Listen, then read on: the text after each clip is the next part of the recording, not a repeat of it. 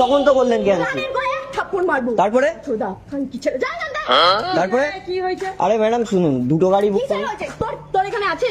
তোর এখানে আছে? কি আছে? তোর অ্যাপে আছে? আমার অ্যাপ আছে, আমি ক্যান্সেল করে গাইস একটা র্যাপিড বুক করেছে এই মহিলাটা বজ্জাত মহিলা।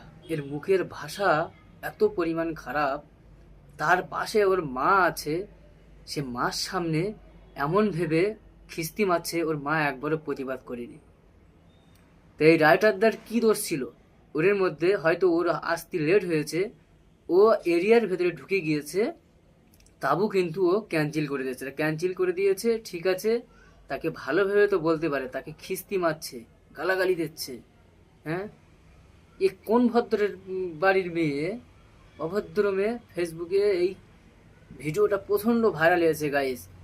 এই মহিলাটার ভাষা এত পরিমাণ খারাপ, কি বলবো।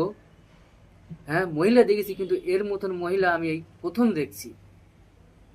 সে গরিব মানুষ, তার তো তেল খরচা আছে, তাকে আচ্ছা তাকে তুমি নেবে না, ঠিক আছে, ভালোভাবে তো বুঝিয়ে বলতে পারো যে দাদা আমার আরেকটা বুক করেছি, আমি চলে এসেছে। কত সুন্দর, সে লোক কি বুঝতো না?